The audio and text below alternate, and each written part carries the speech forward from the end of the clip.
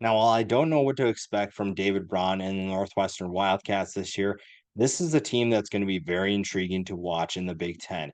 With a lot of changes going on in the conference, Northwestern is currently sitting at the bottom of the conference or near the bottom, and it'll be fun to see how they exceed expectations. Today, we take a look at the top 10 returning players for this team and see what we should expect from this squad in 2024. We'll start with the defensive side of the ball. That shouldn't be a surprise. This is a group that exceeded expectations because of its defense.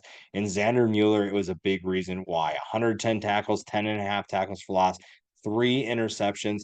He is the definition of a playmaker. And Northwestern has had some very talented linebackers over the past handful of years, and he is just the latest and greatest player for that group. He is someone who knows exactly where to be, how to make plays, and he's learned from guys in the past that have been able to help him. He was a younger player under some of those other very talented players, and he learned a lot, and he took that to heart and found a way to be an all-conference type player. So he'll be really fun to watch, and he'll be the leader of that defense. Kogo Azuma is coming back as well at safety, and he is a very fun player to watch on the defense side of the ball. We didn't really hear from him a ton in 2022, but we saw a lot from him in 2023. We knew that his talent level was there. It's just a matter of staying healthy. And this is a group that finished 15th against the pass. That is a very good group. They lost a couple players to the transfer portal, so that's going to be tough to replace. But again, he is the great fit for this defense. He and Xander Mueller are two fun players to watch, and they'll fly under the radar because no one really pays attention to this team. Aiden Hubbard's going to play a huge role at defensive end. He is going to be a big reason why this team will be disruptive once again. The front seven feels like it's in good hands despite some of the departures they've experienced. 27 tackles, 8.5 tackles for loss, 6 sacks. Another guy who you didn't really talk about him coming into the season, and he made his name known, and he's going to be a tough player to watch if you're an opposing team and a tough player to block in 2024. Now, the offense also plays a huge part in this, and obviously the quarterback position is going to play a role in that. We'll see if Mike Wright is up for the task, but the wide receivers will be really fun to watch this year. This is a group that features Bryce Kurtz and someone who is definitely capable of being an explosive playmaker. 701 yards and 5 touchdowns for a group that finished 96. This is a group that finished in the hundreds for most statistical categories, but Kurtz and that offense should be fairly solid throwing the football. It's just finding chemistry with your new quarterback and figuring out how to move the ball down the field. Cam Porter comes back for another year, 651 yards and 4 touchdowns for him on the ground, 121 yards and 1 score.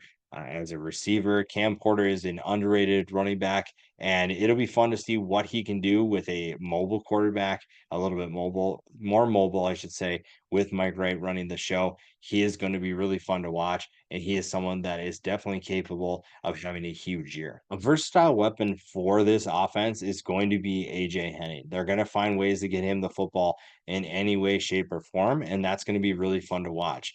Finding ways to get him the ball through the air. He had 45 catches last year for 418 yards and 4 touchdowns. They also ran him 27 times last year for 110 yards and 1 more score. He's an explosive weapon. And again, I think that having Mike Wright take over could be tremendous for this team. I think that he brings a lot of things that we didn't see last year, but you also didn't really see much from him at Mississippi State. You saw a lot from him at Vanderbilt, so you're kind of assuming that he's going to be able to do that. But we will see if that actually happens or if he's going to need some time. And having guys like Henning will make his life easier, but you got to be able to get them the football. Kenny Swords Jr. is another linebacker that will play a huge role. 37 tackles, 4 tackles for loss, 2 sacks. While everyone is focused on Xander Mueller, and for good reason, he is going to be a player that could step up and play a big role. Again, this defense, this front seven is in good hands and will continue to be a very tough group to block. Again, this is a tough unit. This defense plays with a different mentality that a lot of units do not.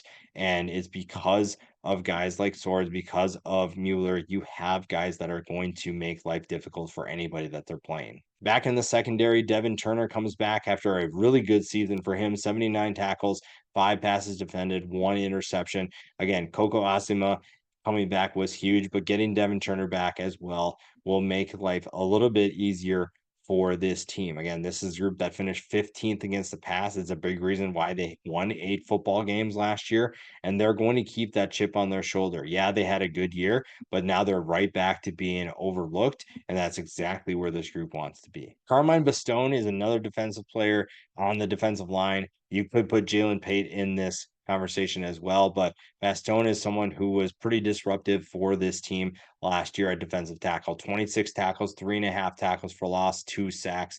He is a very underrated player that is going to make life very difficult. That having 3 of 4 big time contributors coming back for this Northwestern off or defense makes sure that they are going to be a tough group to beat. You're not going to be able to just do whatever you want against this team because that front seven is so good, and this defensive line is going to make life miserable for a lot of teams. And then finally, we talked about him a lot already. Mike Wright is going to be the final player we talk about today. Mike Wright has the ability to be a really good player. You just didn't see that in Mississippi State. I don't know if that was necessarily the best decision for him, the best place for him to end up, but he obviously ends up there and it didn't work out. Now he finds a new home at Northwestern. And I think that he can kind of get back to his Vanderbilt days because he's going to play on a team that will let him do what he does best, and they will give him opportunities and have the right talent in place. Like I said, you have Cam Porter coming back, you have Bryce Kurtz, AJ Henning, you have Marshall Lang and Thomas Gordon at tight end. You also have Calvin Johnson the second at wide receiver as well. So you have plenty of talent to get him opportunities, to get him in space and utilize his skill set well. It's just a matter of, can they put everything together? And is Mike Wright the answer? If the answer is yes, this will be a team that's very fun to watch and will surprise people once again. But there's some questions right now that need to be answered, but Northwestern wouldn't have it any other way.